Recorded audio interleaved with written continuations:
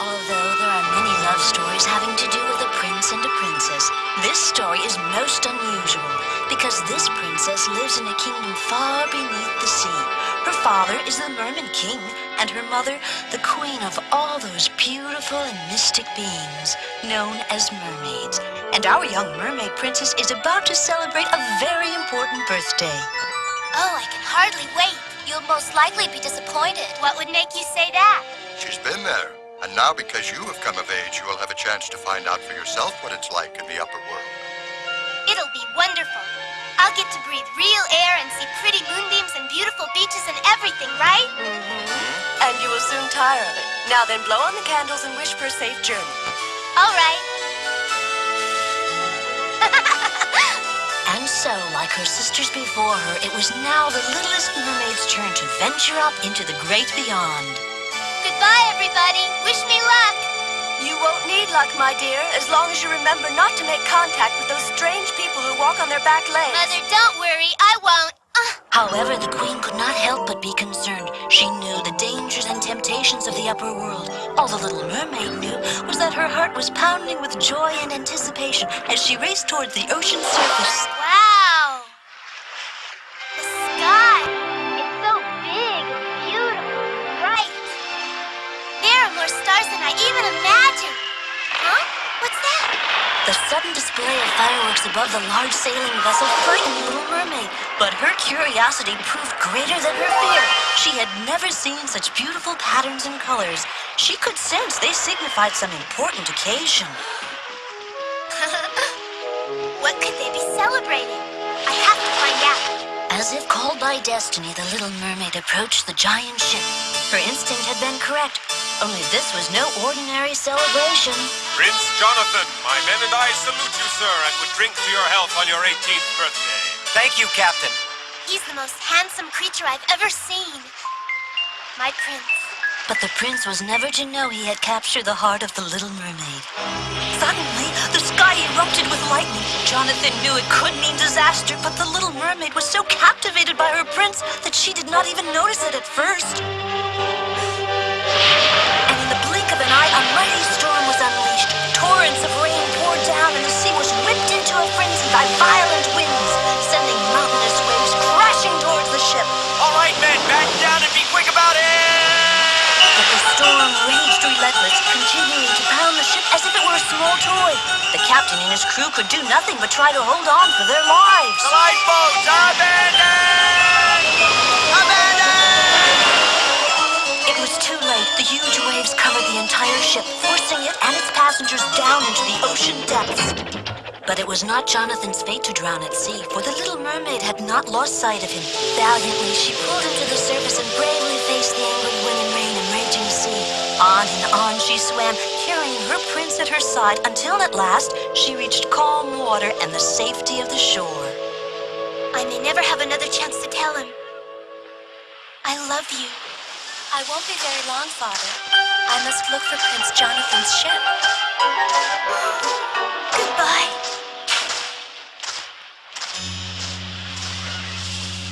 Oh, Jonathan! Jonathan, thank God you're safe. We heard news that there had been a terrible storm at sea. I was so afraid that you would be lost with your ship. Are you all right? Prince Jonathan? Yes. Only because I had the good fortune of your finding me. My ship is lost, and all of my men with it. Oh, all of them? I'm afraid so. Come, let me help you back to the palace. Thank heaven at least you have survived, my prince. Sad and still weak from exhaustion, Jonathan gratefully accepted Elizabeth's help, while the little mermaid was left with nothing to do but watch as they disappeared from view, arm in arm. I must stay near my prince. I do not think I could ever leave him now. Long into the night, the little mermaid kept her vigil, never once taking her eyes off the young prince, whose life she had saved, and whose heart she would give anything to win. But his was a sad heart. He still grieved deeply over the tragic loss of his men. I'm certain I could make him happy once again and gain his love. But then I know what I must do. And so the little mermaid hopefully returned to the deepest regions of the sea, to strike a bargain with the only one she knew who could help her, the evil sea witch. I will gladly give you my potion, child. However, I will take your voice. That is a price you must pay if you want to win your prince and be one of them. Yes, Sea Witch, but how will I tell my prince of my feelings for him without a voice? And will I gain a human soul? Yes, provided you can manage to gain the prince's love for you above all others, you will have the soul of a human being. But you will have to do it without a voice. Is that understood? Yes. Then take the potion and be gone. But remember, once you drink it, you will never more be able to return to the sea. If you do, you will die. Her decision made and her bargain struck, there would be no turning back for the little mermaid.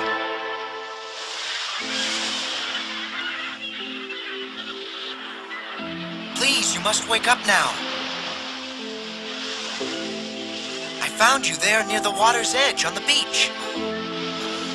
Someone once saved my life in much the same manner. I'm Prince Jonathan. What's your name? Don't be afraid. You can tell me. Go on.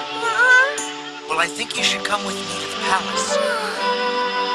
And so it seemed the little mermaid's dream was to come true. The prince's sister had even given her a beautiful gown to wear. And this is the grand ballroom. If you want to dance, be my guest. Dancing? I don't know if I can. She's so beautiful and so graceful. May I, miss? If you'll allow me. And the little mermaid's heart was filled with joy as the prince took her in his arms and they waltzed across the floor. Very good. You may not be able to speak, but you dance beautifully, my lovely and secretive young girl from the sea. I see that our guest has recovered, Jonathan. Let me introduce you. This is my wife, Elizabeth. Elizabeth was my fiancée and the one I told you about who saved my life when I was washed ashore after a terrible storm at sea. We have since married and are leaving tomorrow on a voyage to celebrate our wedding. Don't you think the young girl should sail with us, Elizabeth? Yes.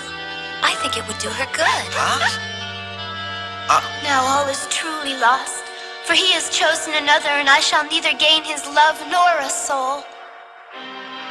Nor could she ever again return to the sea. The little mermaid was truly more alone than she had ever been in her life. Speak to us, sister. The sea witch has returned your voice. Why have you come here? We want you to be with us where you belong, and we've made a bargain with the sea witch to allow you to come back. But in return, you must take the life of your prince. He's wed another girl, so he can never be yours.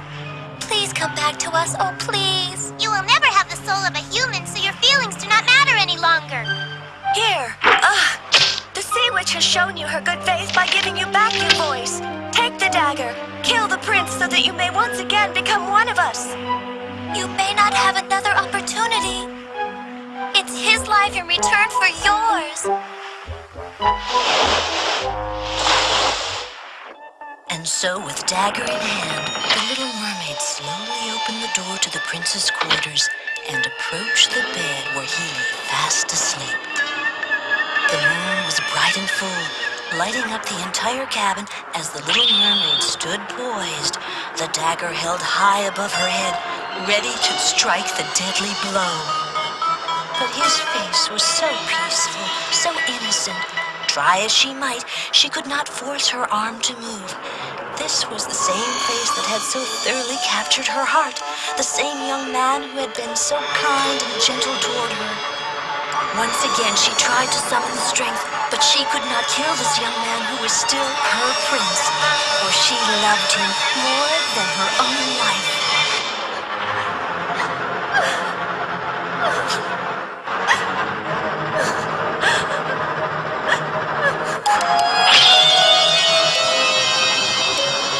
And now, even in the depth of her despair, the little mermaid knew that she had made the right decision. She had remained true to herself and to her love. I only hope that someday my prince may come to realize how very much I really loved him. The glittering moonbeams dancing across the ocean's surface seemed to call out to her. The sea itself was beckoning her to return. But she was no longer a mermaid, and the sea was no longer her friend. Deeper and deeper she went, the life slowly draining from her fragile body, the pressure from the ocean's depth now too great for her. Suddenly, as if by a miracle, fate came to her rescue, just as she had come to the rescue of the young prince.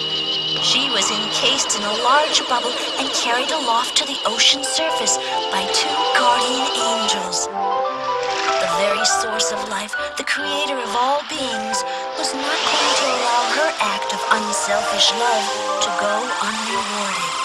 She had earned a soul.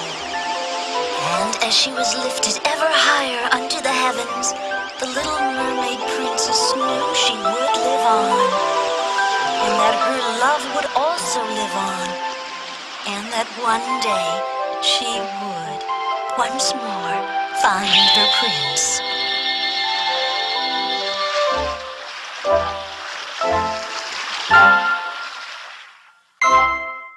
A king had a daughter unequaled for beauty, but she thought so much of herself that no suitor was good enough for her. The Princess Elena has arrived! She's here!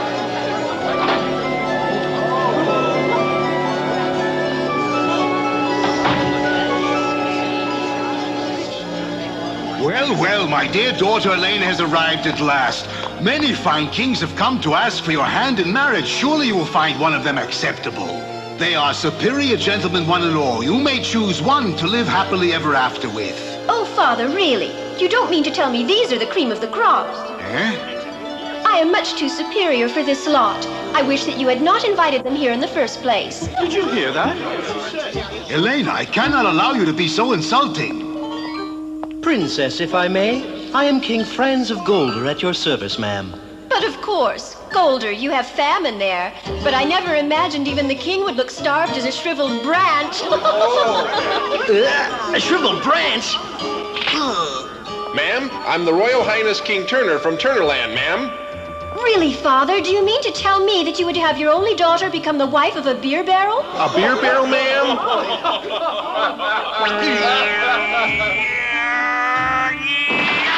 Elena, your behavior is very embarrassing. If my behavior is so embarrassing, perhaps you'd better send them all away. They're all impossible, you see. Princess, I'm King Farrell. How much you resemble a horse that pulls a cart. Huh? My, a real lion. Great big grasshopper. Upon my word, this one resembles nothing so much as a defeated bulldog. Bulldog?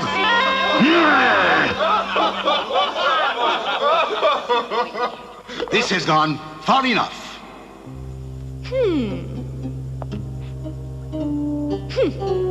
Well, how terribly dressed you are. And besides that ridiculous grizzled little beard of yours reminds me of a bird's beak. I shall therefore call you young King Grizzlebeard.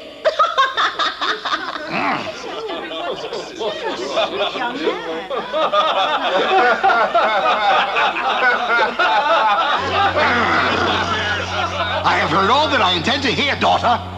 Are you truly unable to judge people by anything other than their appearance? Nothing but their looks, their fortunes, the size of their kingdoms? From now on, I shall no longer tolerate your superior attitude and impossible vanity.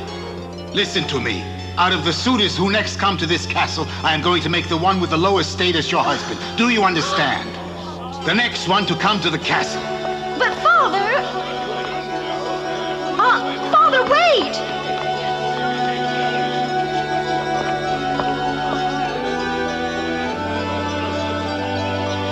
Helena had never seen her father as angry as he was that day.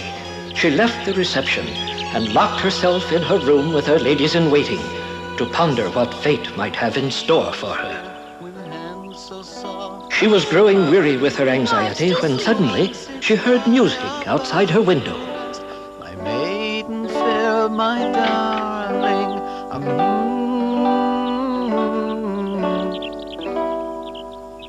Pretty princess, would you let a poor musician sing to you? Oh, my. What a shabby-looking fellow. You! There! Musician! Yes? The king has called for you! Glory be, the king! Oh, it mustn't be. It's impossible.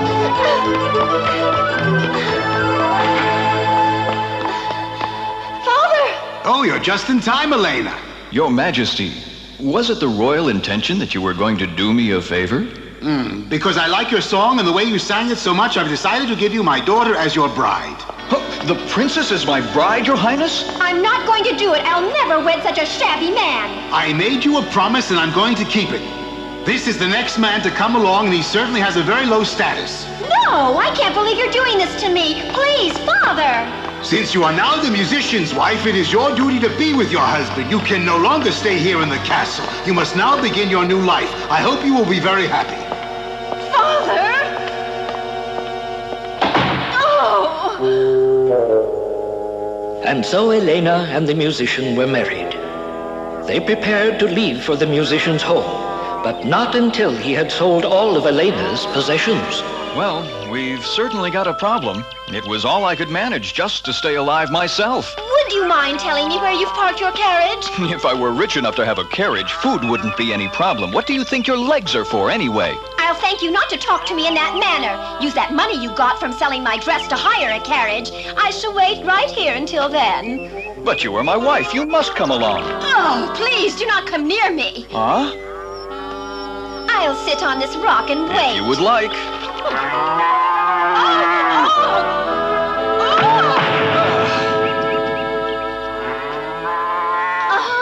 Are you just going to stand there while I'm eaten by this wild animal? Next time you'll listen when I tell you to keep walking. What a perfectly beautiful forest. I wonder who owns it. Would you happen to know? This all belongs to a king called Grizzlebeard. He owns this land as far as the eye can see. It would have been yours had you married into his family. This splendid forest belongs to King Grizzlebeard, the one who is dressed so terribly? I don't believe it.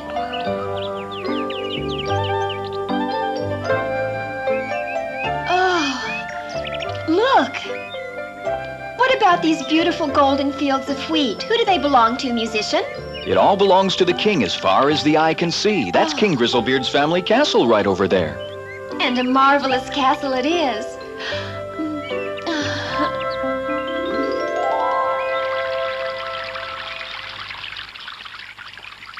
Musician! How far are you going, for goodness sake? I said musician! Listen to me. Stop using that tone of voice. I am not your servant, and don't you dare forget it. We are husband and wife, whether you like it or not.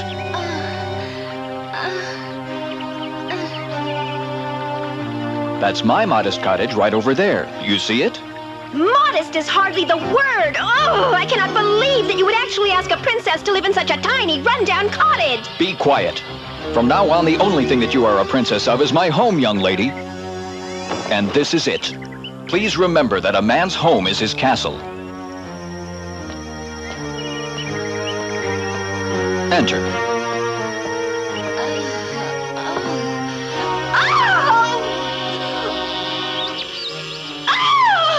Musician, where are the servants? There are no servants here, wife. From this day forward, anything at all that you want done, you are just going to have to do yourself. Your first duty is to light the fire and prepare me something to eat. I will not. You cook. I'm leaving.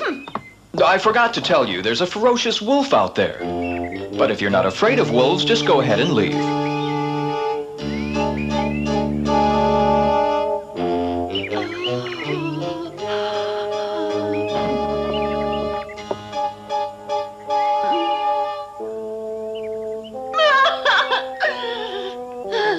Make a fire, cook a meal, you say? Well, I don't know how. I wasn't trained for that kind of work.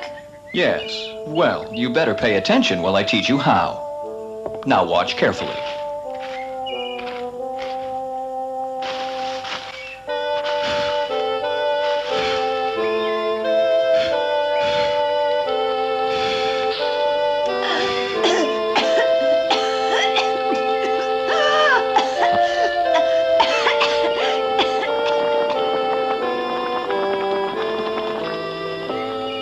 Why are you wasting time standing there watching the fire?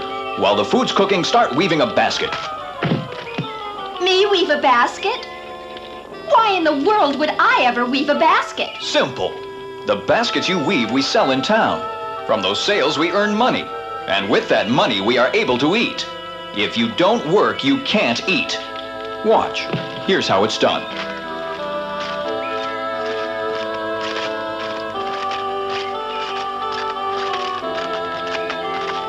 There. Now you do the rest of it.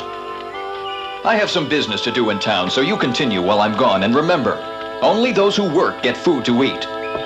Work.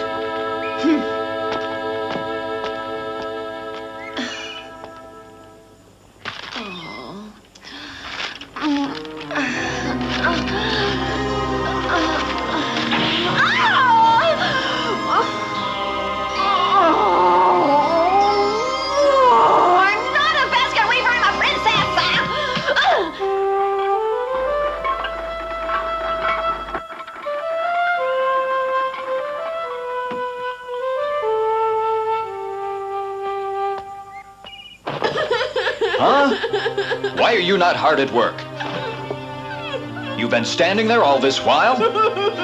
Why? Why weren't you weaving the basket? And the fire's gone out, and the food is only half cooked. Surely you can't be that helpless. I'm unable to work with my hands. That means you are unable to eat. It's my business whether I eat or not. If you don't eat, you'll starve. Better that I should starve than live in such misery. That is a very foolish attitude. But if that's the way you feel, good riddance to you.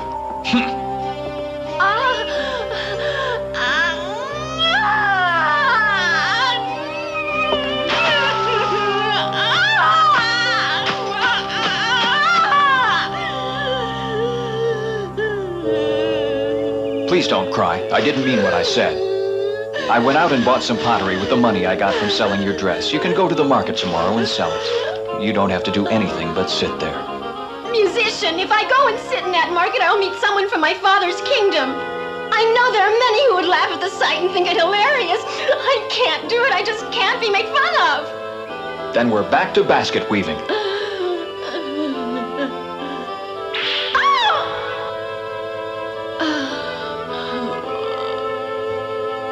I'll go to the market then.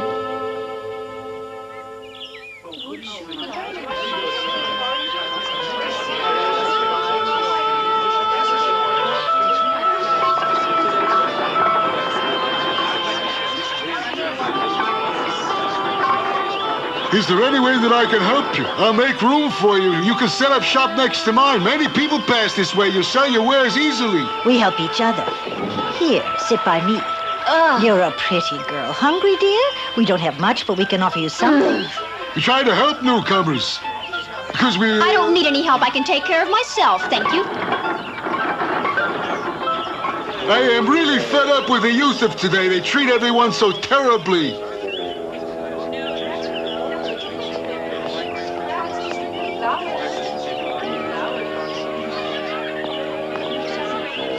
I'll never be able to sell anything. This is so embarrassing. What if I run into someone I know? Goodness, what a beautiful young lady you are. May I buy something from you? What's the price of this? I don't know. Well, how about this? Will this pay for it?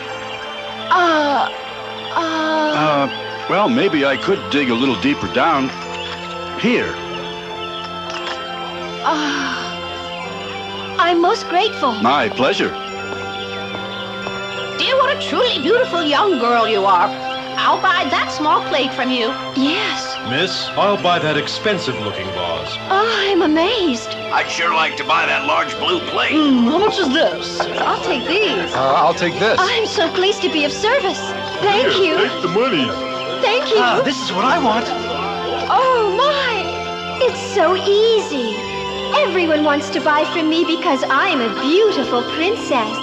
How nice to have your best qualities recognized. That awful musician is going to get a big surprise.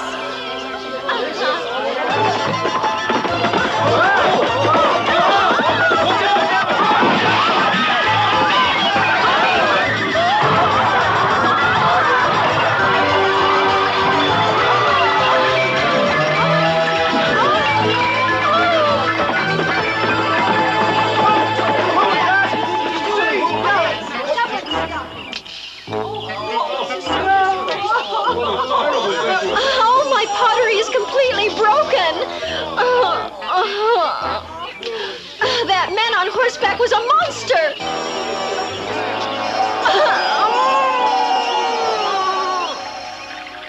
Foolish girl. You didn't use your head, did you, setting up your wares at the very edge of the market street? And you're surprised at what happened? But I'm not the one whom you should blame. It was that soldier. It's always someone else. Why did you not set out your pottery where all the others were? Would you mind very much explaining that to me? I'm all ears. Let's hear it. Why'd you do it, Princess? They all look so dirty. I didn't want to be near them. Listen here. In order to live, people have to depend on each other and work together. That is the way the world is. My hope is that you will do a lot better in your next job, for tomorrow morning you will commence work in the castle kitchen. The castle kitchen? You'll be carrying water and learning to mop. And you'd better work hard and do exactly as you're told, otherwise you won't even be given table scraps to eat. Table scraps are not in my diet. There'll be nothing in your diet if you don't change your ways and learn to work hard. Elena found herself having to work harder than she ever had before. She was hungry and tired and beginning to weaken.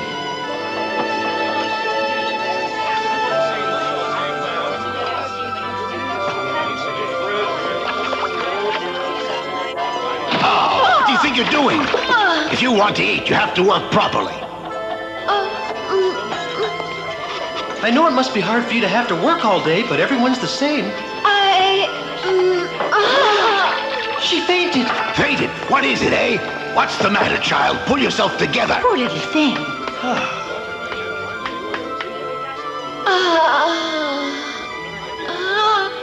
What a relief she's come to. You'll be all right, but you'd better rest for a while. I will draw and carry the water for you. But that is my work as the water carrier. Listen, whether you're the water carrier or the server or the cook, we all take care of each other around here like we're all one family. All the same family? I'll be glad to draw the water. You'd better serve His Majesty. Oh, yes, the king. Why am I standing here when there's work to be done? Stay right where you are and rest, my dear. Yes, but... Really, it's no trouble.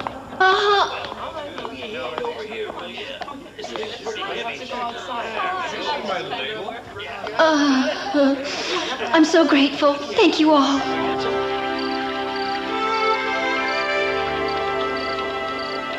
Well, you've got a big appetite today, and I'm glad to see it. Yes, I'm awfully hungry. Also, if I don't eat properly beforehand, my work in the kitchen becomes a lot harder than I had imagined.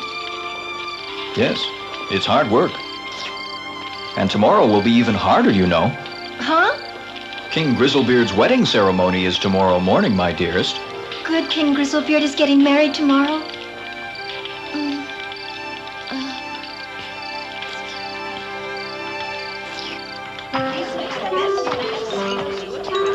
Well, you're quite full of energy, aren't you? Promise that you'll work hard for me because we're especially busy today. Yes, sir. Come and clean the upstairs hall. It needs a good mopping. All right.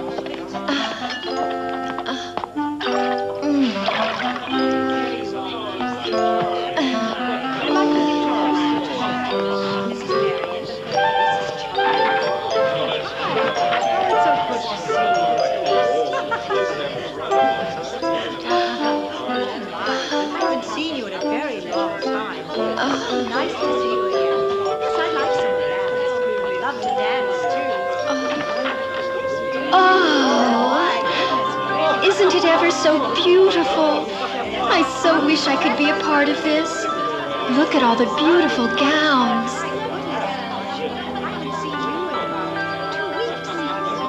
That's my life as it was, not anymore. A great big grasshopper. I'm much too superior. How amusing. Oh, look, your grizzled beard reminds me of a bird's beak. It was my foolish pride that brought me to this lowly state. I've gotten what I deserved, but at least I've learned how to earn my keep with hard work.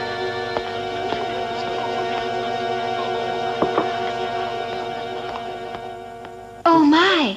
Are you two working here today? No, I'm here for the wedding ceremony. Do you mean to tell me that you are one of the invited guests? No, little princess, the ceremony is for us. Huh?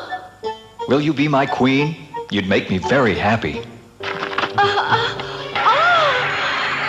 I must be in a dream.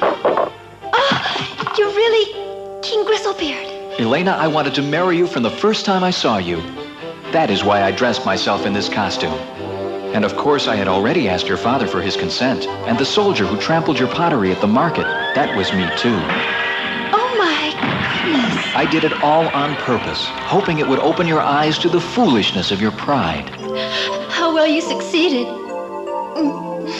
I am so very ashamed of my past. It is clear to me now that I am not good enough to be the wife of such a worthy king. Because of your experience, you have indeed become a better person. Let's forget the past. And now, let the joyous celebration of our royal wedding begin.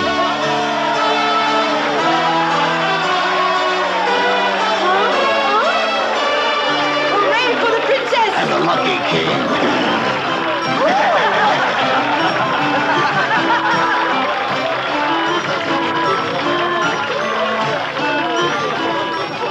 Will you give me your hand in marriage, Elena?